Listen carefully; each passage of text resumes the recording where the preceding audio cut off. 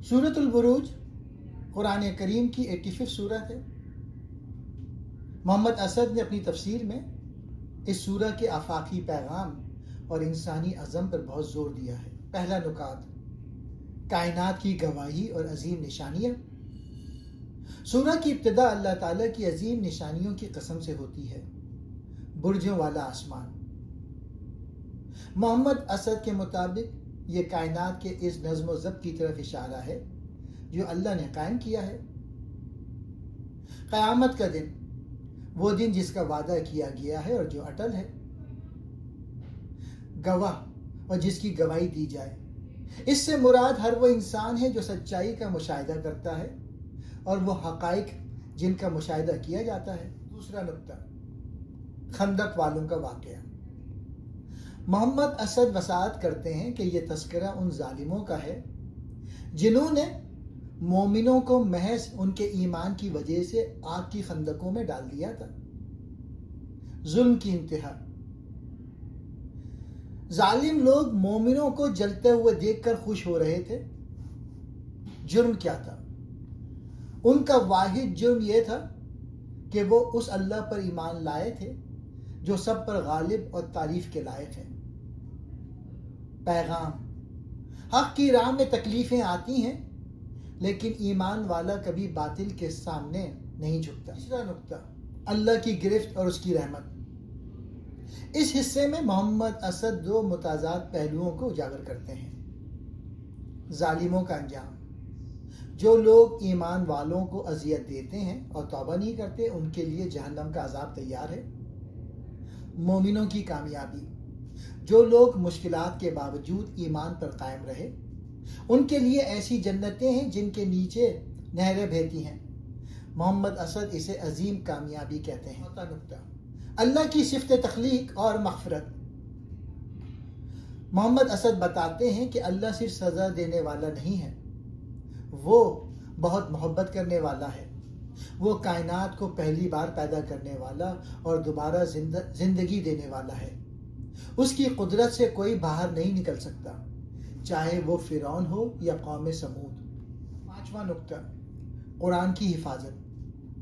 सूरह के आखिर में ये वाज़े किया गया है कि कुरान कोई मामूली किताब नहीं बल्कि ये लौहे महफूज में दर्ज है, यानी एक ऐसी सच्चाई है जो हर किस्म की तब्दीली या मिटाए जाने से महफूज है। मोहम्मद असद का खास नुक्ता, इस सूरह का असल मकसद इंसान को यह बताना है कि मादी ताकत जैसे बादशाहों की आग आर्जी है जबकि रूह की आज़ादी और अल्लाह पर ईमान मुस्तकिल है। तारीख़ के बड़े बड़े जाबिर मिट गए लेकिन हक़ आज भी जिंदा है। खुलासा सूरतुल इंशिकाक। इंशिकाक के मायने हैं फट जाने वाली। ये सूरत मक्का मुकर्रमा में नाजिल हुई। मोहम्मद असद अपनी तफसीर में इस सूरह के ज़रिए कायनात के खात्मे और इंसानी आमाल की जिम्मेदारी को बहुत गहरे फ़लसफ़ियाना अंदाज में बयान करते हैं। पहला का बदलता हुआ निज़ाम। सूरह की इब्तिदा क़यामत के हौलनाक मनाज़िर से होती है लेकिन मोहम्मद असद यहाँ एक अहम नुक्ता बयान करते हैं। आसमान का फटना और ज़मीन का फैलना ये महज तबाही नहीं है बल्कि ये कायनात के इस नज़्म यानी ऑर्डर की वापसी है जो अल्लाह ने तय कर रखा है। अताअत इलाही। कुरान कहता है कि आसमान और ज़मीन अपने रब का हुक्म सुनेंगे और यही उनके लिए सज़ावार है। मोहम्मद असद के मुताबिक मादी कायनात फितरी तौर पर अल्लाह के क़वानीन के ताबे है और ये तब्दीली इसी कानून का हिस्सा है। दूसरा नुक्ता, इंसान का सफ़र और मेहनत। आयत नंबर 6 इस सूरह का मरकज़ है। ऐ इंसान, तू अपने रब की तरफ पहुंचने के लिए सख्त मुशक्क़त कर रहा है, फिर तू उससे जा मिलेगा। मुसलसल जद्दोजहद। मोहम्मद असद फरमाते हैं कि ज़िंदगी एक थका देने वाला सफ़र है, चाहे इंसान नेक हो या बद। हर शख्स मौत और हिसाब की तरफ बढ़ रहा है। मुलाकात। इस सफ़र का इख्तिताम अल्लाह के सामने हाज़िरी पर होता है जहाँ मेहनत का नतीजा सामने आएगा। आमाल नामों की तकसीम, नताइज का दिन। तीसरा नुक्ता, محمد اسد یہاں دو قسم کے لوگوں کا تقابل کرتے ہیں. دائیں ہاتھ والے جن کا حساب آسان ہوگا، یہ وہ لوگ ہیں جو دنیا میں اپنے رب کی یاد کے ساتھ جیتے رہے. پشت کے پیچھے والے جن کا نامہ اعمال ان کی پیٹھ کے پیچھے سے دیا جائے گا. محمد اسد کے مطابق یہ ان کے انکار اور شرمندگی کی علامت ہے. یہ وہ لوگ تھے جو دنیا کی رنگینیوں میں مگن تھے اور سمجھتے تھے کہ انہیں کبھی پلٹ کر نہیں جانا. چوتھا نقطہ، زندگی کے مختلف مراحل کی قسم. اللہ تعالیٰ سرخی شفق، رات کے اندھیرے اور چاند کی قسم کھا کر فرماتا ہے تم یقیناً ایک حالت سے دوسری حالت پر پہنچو گے. ارتقاء اور تبدیلی. محمد اسد اس کی تشریح یوں کرتے ہیں کہ انسان کی زندگی جامد نہیں ہے. ہم بچپن سے جوانی، زندگی سے موت اور پھر موت سے برزخ اور آخرت کے مراحل طے کرتے ہیں. یہ تبدیلی اللہ کے اٹل قانون کا حصہ ہے. پانچواں نقطہ، انجام اور خوشخبری. سورہ کے آخر میں ان لوگوں پر تعجب کیا گیا ہے جو اتنی واضح نشانیوں کے باوجود ایمان نہیں لاتے اور قرآن سن کر سجدہ نہیں کرتے. دردناک عذاب کی وعید. ان کے لیے جو حق کو جھٹلاتے ہیں دائمی اجر. ان کے لیے جو ایمان لائے اور جن کے اعمال صالح یعنی درست رہے، ان کے لیے ایسا اجر ہے جو کبھی ختم نہیں ہوگا. محمد اسد کا خاص نقطہ. اس سورہ کا بنیادی پیغام یہ ہے کہ کائنات کی ہر چیز آسمان سے لے کر زمین تک اللہ کے حکم کی پابند ہے. صرف انسان کو یہ انتخاب دیا گیا ہے کہ وہ اپنی مشقت کو صحیح سمت دے کر اللہ کی رضا حاصل کرے یا غفلت میں رہ کر اپنا انجام خراب کر لے. سورۃ المطففین مکہ مکرمہ کے آخری دور کی سورہ ہے جس میں سماجی اخلاقیات اور آخرت کے تصور کو بڑے خوبصورت طریقے سے جوڑا گیا ہے. محمد اسد اپنی تفسیر میں اس بات پر زور دیتے ہیں کہ معاشی بددیانتی دراصل آخرت پر یقین نہ ہونے کا نتیجہ ہے. پہلا نقطہ، ناپ تول میں کمی. سورہ کی ابتدا ہلاکت یا تباہی سے ہوتی ہے جو ان لوگوں کے لیے ہے جو ناپ تول میں کمی کرتے ہیں. دھورا معیار. محمد اسد وضاحت کرتے ہیں کہ یہ وہ لوگ ہیں جو دوسروں سے لیتے وقت پورا حق مانگتے ہیں لیکن دوسروں کو دیتے وقت ڈنڈی مارتے ہیں. صرف تجارت تک محدود نہیں. اسد کے نزدیک اس کا مطلب ہر وہ انسانی معاملہ ہے جہاں انسان دوسروں کے حقوق غصب کرے اور اپنے حقوق کے لیے شور مچائے. سوال، کیا یہ لوگ نہیں جانتے کہ انہیں ایک عظیم دن یعنی قیامت میں اٹھایا جائے گا؟ یعنی معاشی بے ایمانی کی جڑ جواب دہی کے احساس کا فقدان ہے. دوسرا پوائنٹ، لوگوں کا ریکارڈ. سجین. سجین کا مطلب محمد اسد کے مطابق سجین کا مادہ سجن یعنی قید خانہ ہے جو ایک ایسی حالت کی طرف اشارہ کرتا ہے جہاں انسان کا ریکارڈ مستقل طور پہ درج کر دیا جاتا ہے اور وہ اپنی بدعمالیوں کے حصار میں قید ہو جاتا ہے. دلوں پر زنگ. یہاں قرآن ایک نفسیاتی حقیقت بیان کرتا ہے کہ مسلسل گناہ کرنے سے انسان کے دل پر زنگ چڑھ جاتا ہے یہاں تک کہ اسے حق اور سچائی پرانے قصے کہانیاں لگنے لگتے ہیں. تیسرا نقطہ، نیک کاروں کا مقام.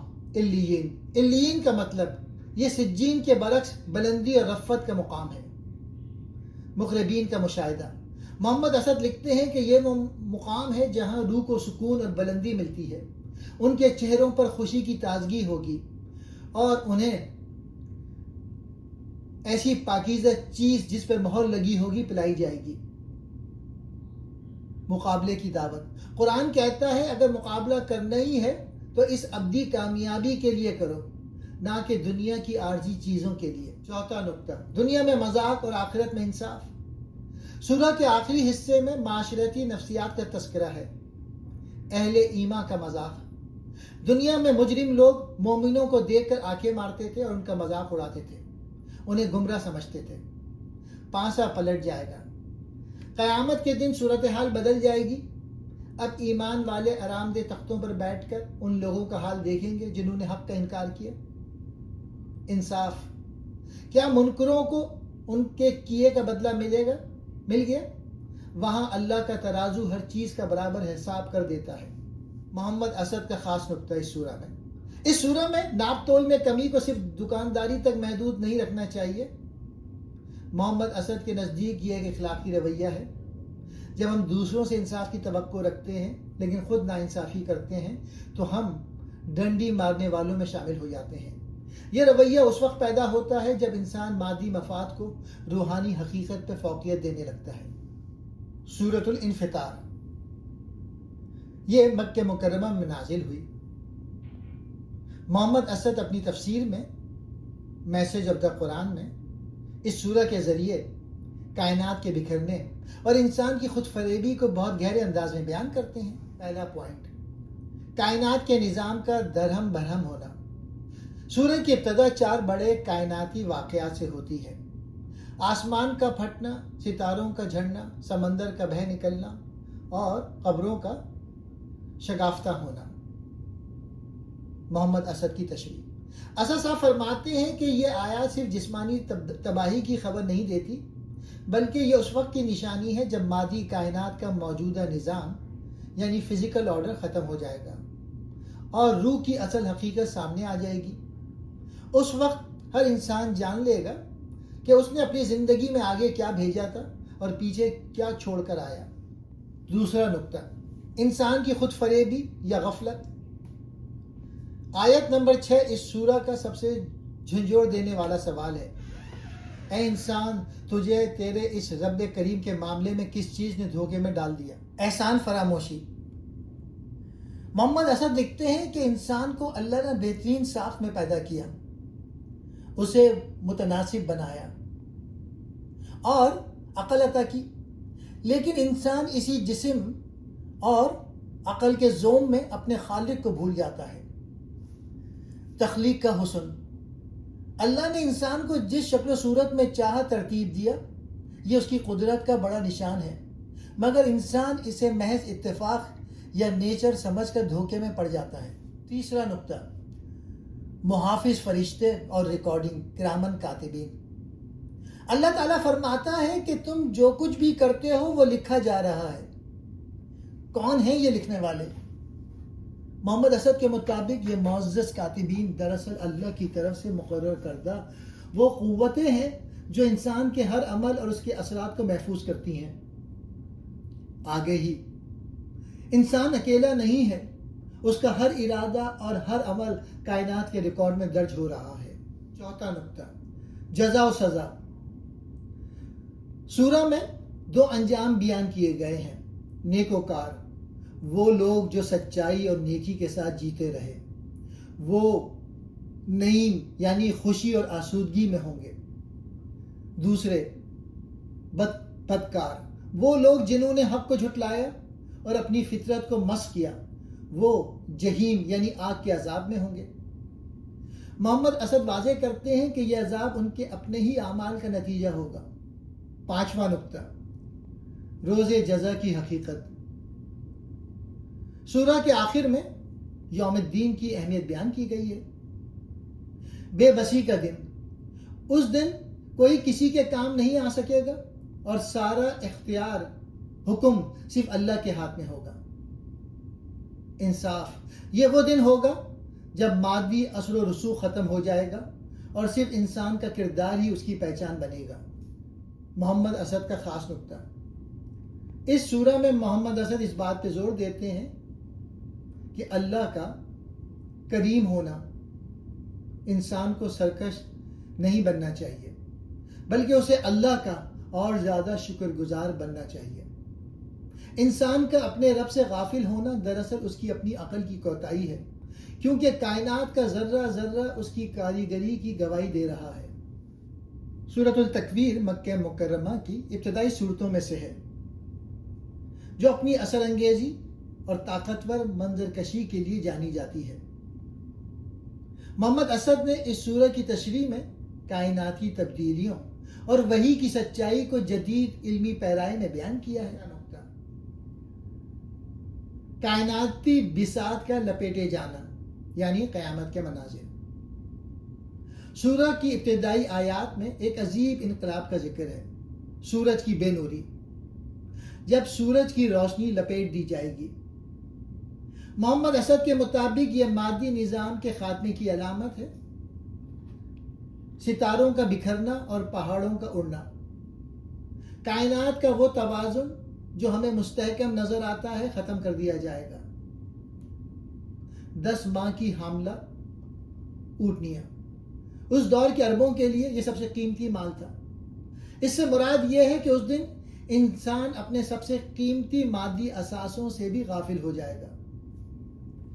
وحشی جانوروں کا جمع ہونا، خوف کے عالم میں تمام مخلوقات اپنی فطری دشمنی بھول کر ایک جگہ سمٹ آئیں گے۔ دوسرا نقطہ، انسانی ضمیر اور جواب دہی۔ آیت نمبر 8 اور 9 میں ایک دردناک معاشرتی برائی کا ذکر ہے۔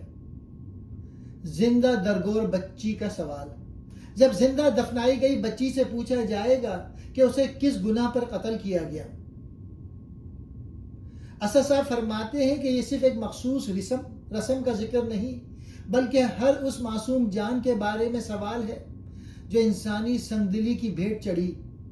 یہ عدل الہی کی وہ انتہا ہے جہاں کمزور ترین مخلوق کا حق بھی وصول کیا جائے گا۔ تیسرا نقطہ، وحی کی حقیقت اور شیطان سے دوری۔ سورہ کا دوسرا حصہ اس پیغام یعنی قرآن کی صداقت پہ ہے۔ ستاروں کی قسم، پیچھے ہٹنے والے اور چھپ جانے والے ستاروں کی قسم کھا کر وحی کی اہمیت بتائی گئی۔ حضرت جبرائیل علیہ السلام کا مقام، یہ پیغام ایک معزز اور طاقتور پیغام رساں یعنی فرشتے کے ذریعے لایا گیا ہے جو صاحب عرش کے ہاں بلند مقام رکھتا ہے۔ رسول اللہ صلی اللہ علیہ وآلہ وسلم کی صداقت، یہ واضح کیا گیا کہ تمہارے ساتھی یعنی محمد پیس بی اپون ہم مجنون نہیں ہے، بلکہ انہوں نے اس سچائی کا واضح مشاہدہ کیا ہے۔ شیطان کا دخل نہیں۔ محمد اسد لکھتے ہیں کہ یہ کلام کسی شیطان مردود کا وسوسہ نہیں، بلکہ خالص ربانی علم ہے جو انسانی ہدایت کے لیے نازل ہوا۔ چوتھا، خلاصہ اور پیغام عمل۔ سورہ کے آخر میں انسان کو جھنجھوڑا گیا ہے، پھر تم کدھر جا رہے ہو؟ عالمگیر نصیحت، یہ قرآن تمام جہانوں کے لیے ایک نصیحت ہے۔ انسان کا ارادہ، ہدایت صرف اسے ملے گی جو خود سیدھی راہ پہ چلنے کا ارادہ کرے گا۔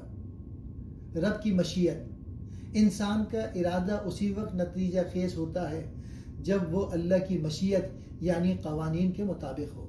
محمد اسد کا خاص فلسفہ۔ اس سورہ میں محمد اسد یہ سمجھاتے ہیں کہ قیامت صرف ایک جسمانی تباہی نہیں، بلکہ وہ لمحہ ہے جب ہر انسان کی روح کا نامہ اعمال اس کے سامنے کھول دیا جائے گا۔ کائنات کا ذرہ ذرہ اس بات کی گواہی دے رہا ہے کہ یہ سب کسی بے مقصد کھیل کے لیے نہیں بنایا گیا، بلکہ ایک عظیم مقصد اور جواب دہی کے لیے ہے۔